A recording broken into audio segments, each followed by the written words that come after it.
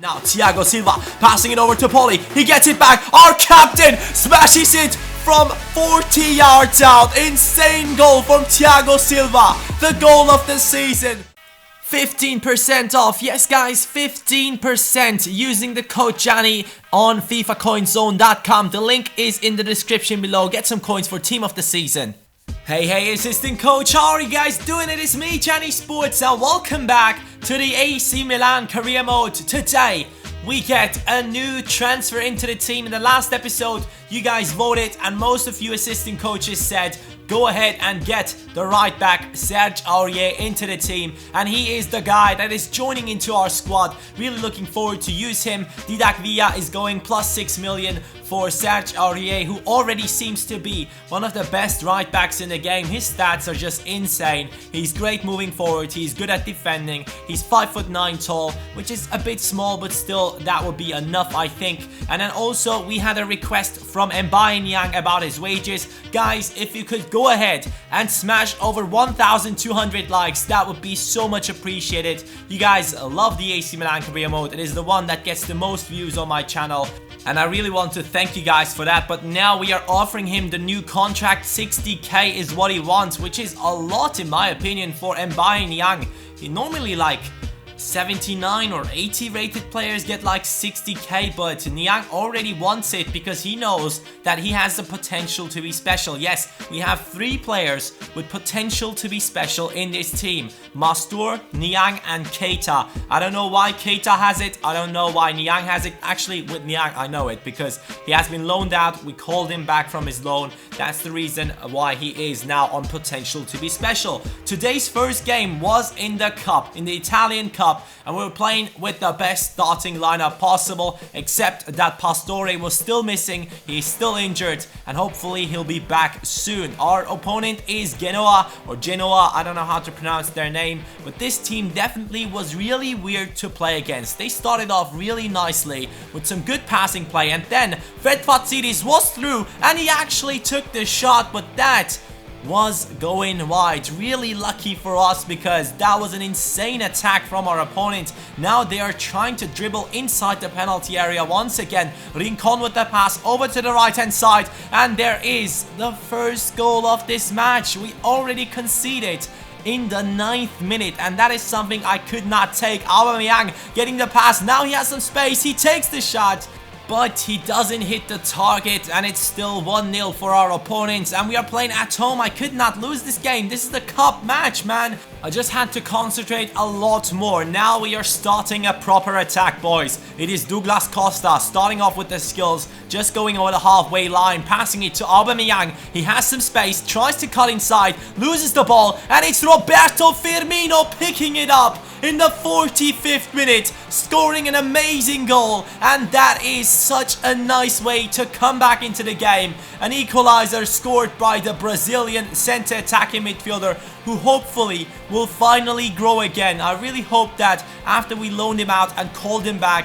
he finally is able to grow again. I'm looking forward to the next month to see how he did. And now we also made some substitutions for the second half. Jorginho going out, Mastur joined in, because Mastur always has been a great substitute for us. Now it's our opponent on the attack though. Toivonen passing it over to Perotti. Perotti with the cross inside. We are trying to clear it. We are not able to do so. A big chance coming up for our opponents. And once again, my god, that was so close, and in the end we were able to get it away. And now Aubameyang one-on-one against the goalkeeper. Can he score? No, he can't. It is Mattia Perin, I think that's his name, who's able to get to that shot of Aubameyang. Kongolo and Niang joining in. Yes, Kongolo will be playing in a center defensive midfield position. Our center midfielders were really tired at this point. 74th minute, Douglas Costa again trying some skills, somehow getting past everyone. Then he's cutting inside, passing it over to Thiago Silva. What is he doing up there? Thiago, come back, my friend. That is not where you should be. Now, great passing play from Roberto Firmino with a fancy flick, passing it to Aubameyang. Aubameyang to Costa. Costa now looking for another pass. He passes it to Firmino. But sadly, once again, boys, we are not able to finish it properly. Kongolo now trying to find his teammates. Another fancy flick, but this one lands in front of Douglas Costa. He does see his teammate, but He gets fouled in the penalty area. We get a penalty in the 90th minute, and it is going to be Firmino taking it because he scored that first goal, and now he deserved to take this one as well. Roberto Firmino scores it, and that's the winner for AC Milan. Once again, making a comeback happen. That is something I always do. I always am not concentrated at the start of matches, and then when I concede, I totally focus onto the game. I should do that more often without conceding a goal, but now we're just going to be moving forward after this great performance of Firmino. We do get an offer from another team for Gabriel, who is our goalkeeper, who is our reserves goalkeeper, and a lot of people said keep him because he will grow a lot because he was loaned out in the first season. He might be glitched and stuff like that, but we have in the team who's 75 rated, so I said okay, you can go out on loan again and maybe he will get some playing time. Whenever we need him, we might get him back and recall him from the loan. Now that Gabriel is gone, we have gotten some wages, and also Saponara was sold, and I thought to myself, hey, I have around 150k in the wage budget. I could get a sick player from pre-contract, and I said to myself, I need a centre midfielder who is better than Poli. Wesley Sneijder was the first one to come into my mind, and I never used him in FIFA 15, and I thought to myself, he played in Italy already, it would be a great transfer. I know he played for Inter, but still I think that would be an amazing transfer for AC Milan. He's 31 years old by now, but he's 85 rated, so he can play at least 1 or 2 seasons for our team. In the upcoming season, he might be joining us. Sofian Feghouli was the other one I was going for, but when I get him, I have to put El Shaarawy onto the bench, so I wasn't really keen on doing that. I went forward and looked for Zlatan Ibrahimovic as well, because normally in this season his contract expires, but it seems like they have renewed his contract, so he will stick to PSG. Wesley Sneijder, Feghouli accepted their contract offer. Same with Niang, because we made a new contract offer for him as well to stick to the team. 60k it was in the end. And I said to myself, Wesley Sneijder had to join this team.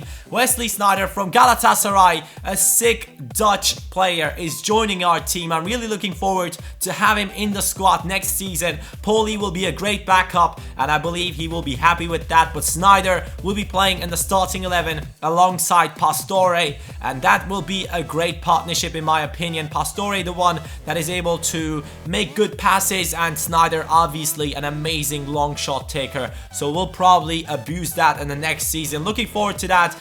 Let me know, assistant coaches, what do you think about this transfer? This is the question of the day. Let me know in the comments down below. But now, boys, finally, after all the time that has passed, Firmino is going up by +1. Finally, his growth has been fixed, and he is now an 82 rated player. I couldn't wait for this to happen. After that great performance, he grew to an 82, and also Aubameyang going up to an 85 rating. That's sick. I'm looking forward to see this team grow a lot. We have some sick players in this team and some sick talents like Niang, Shaarawy, Mastour and Keita, who definitely will be growing a lot more in the future. Now we can focus on these games. Finally, Firmino, his issue is now gone, and Firmino once again in the starting lineup. And now we are playing in the semi-finals of the Italian Cup against Napoli, one of the strongest teams in the Serie A, who do have a lot of money. I'm looking forward to see some transfers from them in this season as well. In real life, I'm talking about that. And Aubameyang getting in the first chance for AC Milan. Good shot, but the goalkeeper coming up with a great save. 30th minute, we got a counter-attack chance. Aubameyang now trying to make it through the defense with his pace. He passes it over to Douglas Costa. He gets to it somehow, but the goalkeeper once again making a save, this time with his legs, not with his hands. Napoli trying to set up their first proper attack, and it is Thiago Silva getting to it, but we do lose it. Vargas passing it over to Higuain, who takes the shot, and in the end, it's Marek Hamsik who scores the goal. The Slovenian centre-attacking midfielder is able to head that one in, and it is now 1-0 against Napoli, and this is the semi-final first leg, so I had to get one goal in, and Douglas Costa will get it right before halftime, like we did against Genoa. We score right before the half ends, and that is, as always, a crucial moment in a football match. But in the second half, we started off with a fancy pass of Aubameyang to Jorginho. Jorginho passing it to Firmino. He's trying to skill his way through. Pass it over to his teammate. And that's another great pass to Aubameyang. And it goes through the legs of the goalkeeper, I believe. That is 2-1. Straight after the second half has started, we are able to score. And we do get one past the goalkeeper, who has done so well so far. But now it's Douglas Costa on the right hand side. We are looking for that third goal. He cuts inside as always with the step over. Looking for a teammate. He finds Jorginho. His shot gets deflected, and then Poli gets a chance to head it in, but that one is not on target. El Shaarawy now trying his luck. Decides to pass it over. Aubameyang gets the deflection, and the goalkeeper once again with a decent save. And the defense is able to get that one away. In the 88th minute, I made a mistake with El Shaarawy, I believe. Then Napoli was just ice cold, man. They finished it, and that is 2-2 due to a really bad mistake from me and El Shaarawy. And I really had to make some changes to maybe go ahead and score that one goal that I need at this point. It was the 89th minute already, and sadly, boys, that was it. We got a 2-2 draw at home against Napoli, which means they have a big advantage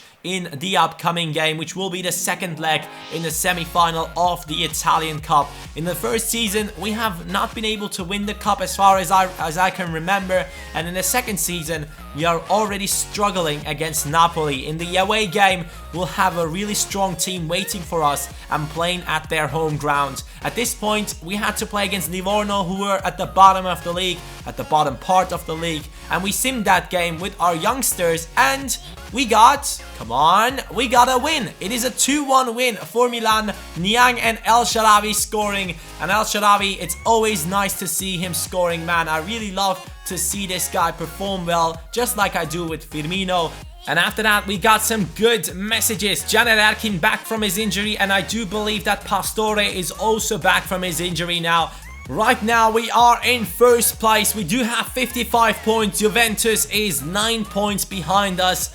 And we are looking forward to keep that advantage until the end of the season. But there is still like 15 games to go. So guys, this season hasn't ended yet. Now let's take a look at the calendar. You can see that our next opponent is AS Roma. Then we have to play in the Champions League round of 16 against Schalke, which I believe is a lucky draw for us, because there is a lot better teams in the Champions League that we could have come up against. And I'm really happy that we got Schalke, which means we might be able to get into the quarterfinals of the Champions League. But let's not be cocky. Aubameyang is the joint top scorer with Doumbia in this season. But then there's also El Shaarawy, who is really high up there. He could get into a good position. But sadly, somehow the only guy in the assist list is Pastore, who is injured. But that's it for today, guys. Thank you guys so much for watching. Smash that like button. And now, enjoy the assistant coaches showcase.